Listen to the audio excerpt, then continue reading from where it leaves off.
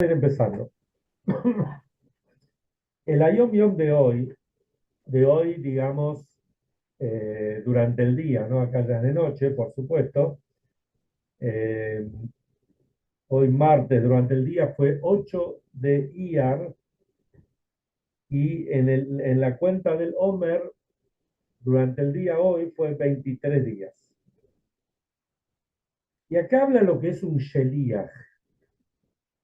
Un Sheliach, dice un emisario, es una misma cosa con quien lo envía. ¿Dónde estás, Eduardo Lustrón? ¿Estás en la ruta? No, no, estoy Avenida Santa Fe y Cani y Escalabrini Ortiz. Ah, Estoy yendo hasta bueno, Aeroparque. perfecto. Perfecto, perfecto. Bueno, muy bien.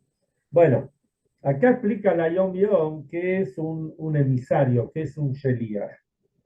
Un emisario es una misma cosa con quien lo envía, al estilo de lo que se explica en el tema de que el ángel, el malach, el ángel de Hashem, es llamado con el nombre de Dios tal cual cuando es un emisario del Altísimo. Muchas veces vemos en la Torá o en todo lo que es el Tanaj, o sea, la Torá bien ampliada, los 5 libros de Moshe, los profetas y las escrituras, muchas veces vemos que aparecen en escena ángeles y los ángeles se los llama con el nombre de Hashem, pero ¿es Hashem o es el ángel? Y la respuesta es que trae acá, y en el Hasidut se amplía mucho. ¿Qué tal, Eduardo de Avellaneda? Entonces, se explica que cuando el ángel cumple el Shlihut, el mandato de Hashem, se lo llama con el nombre de Hashem, porque no está cumpliendo con su voluntad, si es que la tuviera, sino está cumpliendo con la voluntad de Hashem. Con más razón, dice acá el Ayom Yom, es así con las almas. Y se explica que en el caso de las almas es todavía de un nivel mucho más superior, porque las almas son superior a los ángeles. En otras palabras, cuando uno cumple con la misión, con el Shlihut, con la misión que Hashem nos da en este mundo, entonces nosotros somos como, por decirlo así, somos Hashem mismo que está cumpliendo con ese mandato. Y acá trae algo muy interesante con respecto a los Hasidim. Ahora bien, los Hasidim son emisarios del Rebe, del Alter Rebe y de todos los Rebbeim, por supuesto. Pues entonces, cuando se actúa como un Hasid, se está ligado al Rebe y ligado en todo. Camina un Hasid, come un Hasid, duerme un Hasid. En otras palabras, en el Talmud hay toda una discusión ¿cuál es la relación entre el Sheliach y el Meshaleach? El Sheliach es el emisario, el Meshaleach es el que lo manda. Pero ¿cuál es la relación entre uno y otro? Y entonces dice, hay distintos niveles. Ahí está el nivel donde el Sheliach cumple con su parte, pero como diciendo, no tiene una conexión directa con el Meshaleach, con quien lo envió. Sin embargo, cuando hay los niveles más profundos y más elevados es cuando el Sheliach y el Meshaleach, el emisario, quien lo envía, son la misma cosa. Entonces, lo mismo pasa con los Hasidim. Y acá, cuando termina diciendo la Yom Yom, esto es muy interesante, uno de los kinusim, de los congresos de Shluchim, siempre en cada congreso de Shluchim se toma algún tema en particular, alguna enseñanza del Rebbe, y en uno de los kinusim de hace algunos años atrás era: camina un Hasid, come un Hasid, duerme un Hasid. O sea, cómo el Hasid, cómo el Sheliach tiene ¿Cuál es la relación que tiene que ver o tiene que tener con respecto a su Rebbe? Bueno, hoy vamos a ver algo, espero que sea interesante para la audiencia. Y si es interesante, suma rating, ¿no es cierto? Pero ahora hablando en serio, tenemos dos parshiot de la semana. Les puedo asegurar que hay tantas cosas para hablar. Por ejemplo, para que tengan una idea, en la primer parshá, que es la parshá de Aharei, tenemos, un segundito, tenemos 28 mitzvot. Y en la segunda parshá, que es Kedoshim, tenemos 51 mitzvot, por ahí de las parshiot que más mitzvot tienen. Calcula entre una y la otra, 55, tenemos cerca de 80 mitzvot. Si no, habrá para hablar, ¿no? Para comentar. Sin embargo, no vamos a hablar de una mitzvah en particular. Ni siquiera vamos a hablar de un capítulo en particular. Ni siquiera vamos a hablar de un versículo en particular. Ni siquiera vamos a hablar de una palabra en particular. Vamos a hablar de una puntuación en particular. Pero, ¿por qué justamente tomamos un tema así? Para poder darnos cuenta la grandeza de la Torá, que es la palabra de Hashem. Y como cada palabra, y no solamente cada palabra, cada puntuación es exacta, y de acuerdo a cómo es la puntuación, eh, tiene otro significado. O tenemos cosas diferentes para aprender. Por ejemplo, dentro de las puntuaciones, si uno utiliza la pronunciación ashkenazí, y de hecho en la sefaradí también hay un poco también de esto, pero en la ashkenazí se puede ver un poco más, y en la teimaní, miren qué interesante, ¿no? La yemenita, ustedes saben que los Yehudim del Yemen, ¿no? Que está en boga todos estos días, pero los Yehudim que salieron del Yemen tienen costumbres muy particulares, especialmente en la puntuación, y hay quienes dicen que es la pronunciación más exacta de todas, porque incluye de Ashkenazí y de Sefaradí. Es muy interesante, pero eso para otro momento. Pero en la pronunciación Ashkenazí, digamos, como están compuestas las palabras en hebreo, por ende en la Torá, por supuesto que en la Torá, en el Lashon HaKodesh, en el idioma santo de la Torá, es diferente la composición de las palabras que como las tenemos, por ejemplo, en español o en inglés, pero en español es mucho más, realmente se puede ver bien. Por ejemplo, si nosotros queremos decir la palabra casa, entonces ponemos la C, la A, la S y la A. O sea, la consonante y la vocal, la consonante y la vocal. A veces puede haber dos vocales seguidas, puede haber dos consonantes seguidas, pero en general la sílaba la formamos con una consonante y una vocal, o dos consonantes y una vocal. Bueno, eso lo entiende bien. En el idioma de la Torá no tenemos vocales, sino tenemos puntuaciones. Si nosotros miramos, le vamos a leer la Torá, incluso salvando la distancia, vamos a leer un libro en hebreo, no vamos a ver vocales. Más aún, el que sabe hebreo ni siquiera necesita que estén puestas las nekudot, o sea, las puntuaciones. Ya uno sabe el idioma y ya lo sabe solo. ¿No es cierto? Es algo maravilloso, pero como uno se da cuenta solo. El español es facilísimo, porque uno lee lo que está escrito. En el hebreo no es así. En el inglés, por ejemplo, no es así. Entonces, a veces es a veces es a, a veces es i, a veces es you. Depende. También hay que conocer el idioma para darnos cuenta de esto. Volviendo a la pronunciación ashkenazí, hay una pronunciación que es una raya. Ahora lo voy a hacer acá, si la pueden ver.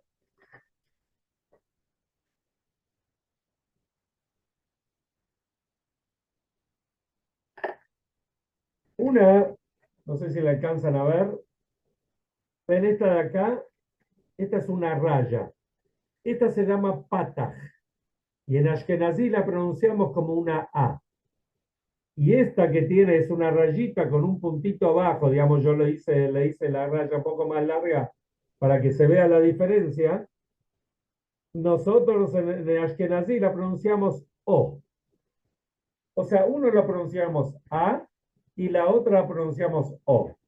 No sé qué no le gusta a Rabinovich ahí, que somos, los judíos somos raros.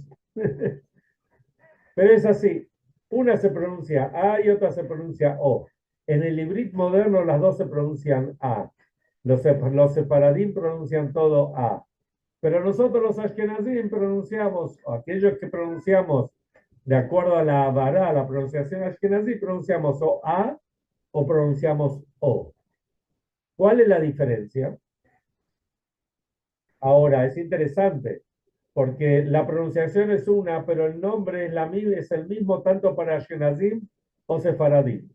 Entonces, Patach viene de liftoach, de abrir. Patach, abrimos la boca. Decimos casa, parezco un moré de primer grado, ¿no? Casa. Ahora, si queremos decir un objeto, decimos cosa. La A, la kamatz, como se dice en hebreo, tiende a abrir la boca, a expansión. La O es más cerrada, es restricción. ¿Está bien? Y este es el punto. Y acá les voy a mostrar una palabra que solamente es de las palabras más cortitas, no la más cortita, pero de las más cortitas y conocidas que tenemos en hebreo y tenemos que en la Torá también, es la palabra ani. Ani con Aleph, con Ani con Ain quiere decir pobre, pero Ani con Aleph quiere decir yo. Y en la Torá encontramos sobre el tema de la santidad, creo que ayer hablamos un poquito, que el Yehudí tiene que ser santo. ¿Qué quiere decir santo? Que es diferente, que nosotros tenemos nuestra línea, nosotros no nos asimilamos a lo que el mundo dice, sino nosotros tenemos nuestra propia línea. Entonces eso es santidad. Y cuando la Torá habla de santidad, a veces dice, y Hashem habla sobre sí mismo llamándose Ani, a veces dice Ani y a veces dice Oni. Entonces, ¿cuál es la diferencia? Primero veamos cuándo dice una cosa y cuándo dice la otra. Por ejemplo, leímos hace 2 semanas atrás, el Shabbat después de Pesach, leímos lo voy a tener que leer lo leo en Ashkenazí separadí porque es lo mismo, ¿está? Leímos que Dios en el capítulo 11 del libro de Vaikra, versículo 45, dice así: Ki ani Hashem, yo soy Dios, Amalet Hem Eretz Mitzrayim, quien los sacó, quien los hizo subir a ustedes de la tierra de Egipto, Liot Lahem Lelokim, para ser para ustedes vuestro Dios, Vitem Kedoshim, y van a ser santos, Ki Kadosh Oni, porque yo soy santo. Y acá dice, para los Ashkenazim, dice Oni con Kamatz, más cerrado. Vamos a la parsha de esta semana, la segunda parsha, la parsha de Kedoshim, y dice así, el comienzo. Dice, y habló Hashem a Moshe diciendo, Daber el Koladat Bnei Israel, le vas a hablar a toda la congregación del pueblo de Israel, de Amarta Aleiem, y le vas a decir a ellos, que Doshim Tiu, que tienen que ser santos. ¿Por qué? Y Kadosh, porque yo soy santo, Ani Hashem Eloheihem, yo soy Dios, vuestro Dios. Entonces tenemos que ver por qué en la Torá, como dijimos antes, una rayita, un puntito cambia el sentido. Y decimos que si bien la traducción es la misma, pero la enseñanza es mucho más amplia. Si tiene la puntuación esa o si tiene la otra puntuación. Cuando hablamos en la Parshá de Shemini, la primera que les nombré, donde Hashem dice Oni, o sea, que dice, se llama a él con el nombre Oni, con el Kamatz, ahí está hablando de qué alimentos podemos comer y qué alimentos no podemos comer. Y acá viene algo interesantísimo. Sabemos que la comida es la persona misma, uno es lo que come.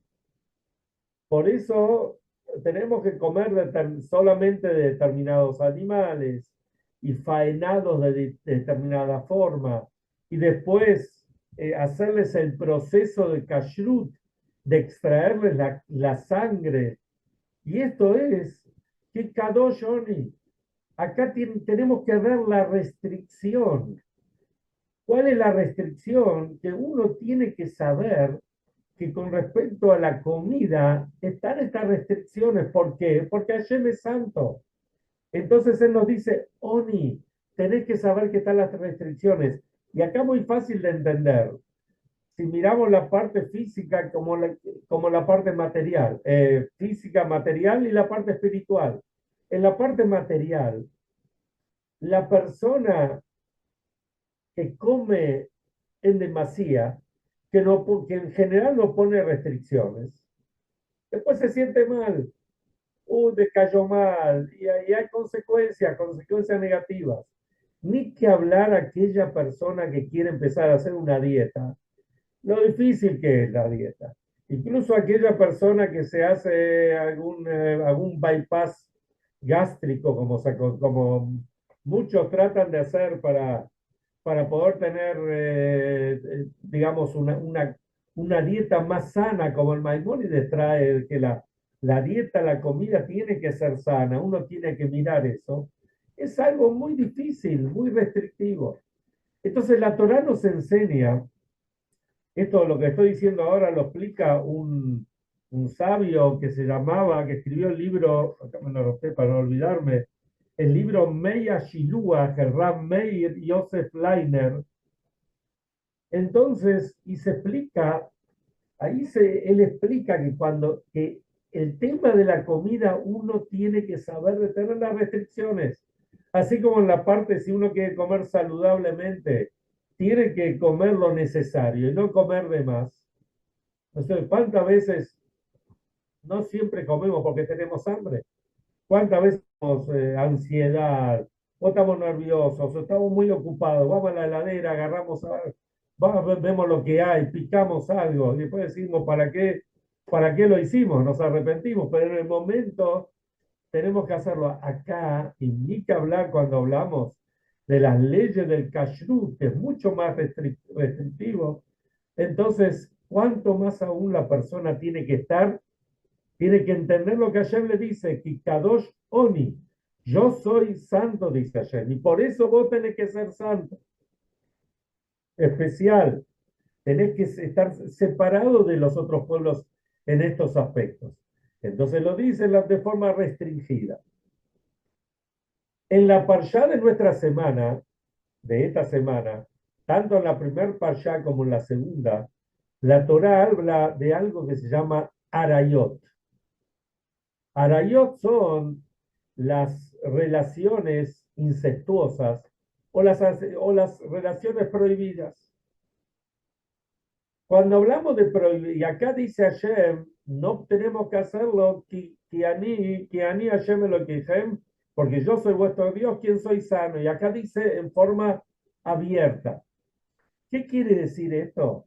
Así explica el Rab Leiner.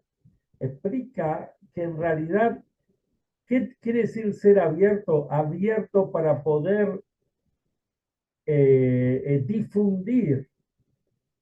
O sea, no tener, bien, hoy en día, con razón, ¿no es cierto? Tenemos miedo de abrir la boca muchas veces, especialmente cuando se trata de relaciones entre personas, en las condiciones que tienen ciertas personas, que por lo general no coincide la forma de vida con lo que la Torah dice, matrimonio igualitario, entre otras otras cosas.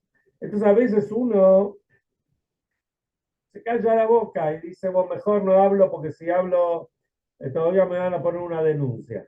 Pero uno tiene que saber que hay que enseñar las cosas de forma correcta y explicar a otras personas o a las futuras generaciones cómo tiene que ser la conducta de un Yehudí, que sí se puede hacer, porque en realidad hay muchas cosas que se pueden hacer, pero que no se puede o no se debe hacer.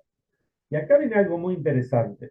Y por eso dice ani, expansivo. Expansivo no de juntarnos con cualquiera, porque la Torah dice que trae las prohibiciones, pero en el sentido de saber explicarlo, de saber difundir las explicaciones de por qué, cómo debemos conducirnos. Porque esto tiene que ver con Tikkun Olam. Tikkun Olam es para que el mundo sea esté corregido, el mundo tenga poder cumplir con los objetivos que Hashem puso en el mundo. Hashem en el mundo puso un montón de cosas y tenemos un montón y la persona tiene la posibilidad de elegir, puede elegir lo que quiera. Eso no quiere decir que esté bien. Saber si está bien o no está bien, eso hay que mirar lo que la Torah dice. Entonces, y acá viene el Maral de Praga y explica algo que está traído en el Talmud. En el Talmud dice así: lo gasuta ruach keilu paalo abar al kol arayot. Dice, aquella persona que es gas ruach es como un, no sé, hoy diríamos una persona ordinaria, una persona este, que no tiene una conducta, ¿no es cierto? Que es que hace lo que quiera, un gas ruach, así se explica. Dice la Torah, dice el Talmud, es como si hubiese mantenido relaciones con todos los que están prohibidas. Viene el Maral de Praga y dice, hace una pregunta general. ¿Por qué Dios prohíbe las relaciones incestuosas? ¿Por qué una persona no puede, un hombre no puede mantener relaciones con otro hombre? O un padre con un hijo, un marido, un hermano con una hermana. Más aún, si vemos el comienzo de la creación, cómo se reprodujo la gente. Está traído en nuestros libros, los Midrashim, está traído que que Adán que los hijos de Adán y Jabá nacieron con hermanas gemelas para poder reproducirse. Incluso los patriarcas, hay Midrashim que dicen los hijos de los patriarcas, las tribus, también nacieron con hermanas gemelas para reproducirse. Eso era antes de recibir la Torá. Pero después de recibir la Torá está prohibido. Y dice al contrario, que es una prohibición terrible, muy grande. Hasta tal punto que es lo que leemos Yom Kippur, que está prohibido. ¿No? El día más santo del año nos advierten de la conducta que un Yehudí tiene que tener. Y si nos ponemos a pensar, ¿no sería más práctico si cada hombre se casaría con su hermana? ¿Para qué tenemos que ir a buscar afuera? No sabemos quién es, no, con quién nos vamos a meter. Hombre con una mujer o la mujer con su hermano. Así ya sabemos, queda todo en la mispuje, queda todo en la mispajá. También hoy nosotros sabemos que desde el punto de vista genético es algo muy malo cuando hay relaciones, cuando como que se mezcla la misma sangre y pueden salir creaciones muy desagradables. Más aún, hay comunidades dentro de comunidades incluso hasídicas, dentro del judaísmo, donde, o sea, casarse con primos no está prohibido. Pero de repente cuando se casan primos, después primos con primos, primos con primos con primos. Y ha habido casos, si quieren otra vez lo podemos hablar con más detalles. Ha habido casos de chicos que salieron con muchos problemas, por decirlo de una forma, y pobrecitos, ¿no es cierto? Los chicos, los padres, y dicen que eso tiene que ver, porque hay mucha mezcla. Ni que hablar cuando son padres con hijos, o hermanos con hermanas. Pero eso mismo es la pregunta, ¿por qué Hashem hizo que sea así? Lo podía haber hecho más fácil la cosa. Y la realidad es que de esta manera, el hecho de que una persona, sea hombre o mujer, tiene que ir a buscar su pareja afuera de su familia, o por lo menos no dentro de las cuatro paredes de su casa. ¿Por qué es esto? Esto es justamente para difundir el Ahdut Hashem, la unicidad que hay con Hashem, para que la cosa no quede dentro de nuestra casa, sino para que cada uno cuando se une, se unen distintas familias, se pueden familias de familias. En los sabios dicen, Inve Yagefen ve Inve Yagefen. Son como racimos de uvas que se unen con racimos de uvas. Acá no se refiere dentro de la misma familia, sino que la familia de este con la familia del otro. Y esto es una familia numerosa. Y la otra es una familia numerosa y ahora son parte de una misma familia. ¿Qué quiere decir? Que estamos difundiendo la unicidad de Hashem entre unos con los otros. Porque la unión del marido con la mujer en la Kabbalah está comparada a la unión de Hashem con el pueblo de Israel, que es la unión más grande que puede haber. Entonces, eso es lo que tenemos que hacer. O sea, saber conectarnos con los otros. No separarnos, no ser una persona ordinaria que no quiere estar con nadie, una persona tosca. Al contrario, saber que conectarnos y hasta llegar a unirnos una mishpajá, una familia con otra familia. Esto es lo que trae el Maral de Praga. Eh, y esto es, en el Zohar, en la Kabbalah habla que el marido y la mujer, o sea, uno tiene que saber mirar adentro del otro para darnos cuenta de que en realidad lo que tiene el otro es lo que necesito yo y lo que tiene el otro es lo que necesita ella, y así somos un solo bloque, una sola cosa. Y este es el objetivo. Entonces, fíjense cómo con un puntito, una rayita, hemos hecho todo un shiur de casi media hora. Podríamos seguir hablando, pero por no para tener la idea de qué se trata. ¿No es cierto? En algunas cosas tenemos que expandirnos y en algunas cosas tenemos que contraernos. Y eso es lo que el Yehudí tiene que saber. Y esa es la diferencia entre la O, contracción, y la abrirnos, la Komatz y la Patach. Por eso, ¿vieron la famosa canción, y con esto voy terminando? Que seguro todos la escucharon, incluso los sefaradís también la escucharon. Una canción en Yiddish, muy famosa. Hoy fue un Pripichuk Brenta Firul. ¿Se acuerdan la canción esa? Hoy fue un Pripichuk Brenta Firul. Que dice que está toda la familia reunida alrededor de la chimenea y está calentito. Y una de las estrofas dice, y viene el Rebe, viene el Moré con los chicos, con los Kleine Kinderbach, con los pequeños niños, y canta Komatz Aleph O. Le va explicando cómo es el abecedario. Komatz Aleph se pronuncia O. Komatz Beis se pronuncia Bo. Y después Patach Aleph se pronuncia A. Kamatz Bet se pronuncia Ba, etc. Esta canción que todos hemos escuchado de chicos. Es una canción muy profunda y que tiene una enseñanza muy fuerte.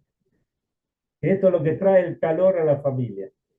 Entonces, muchos por ahí la cantaron y no saben de qué se trata. Pero si uno mira la traducción, se da cuenta que esta es la esencia de nuestro judaísmo.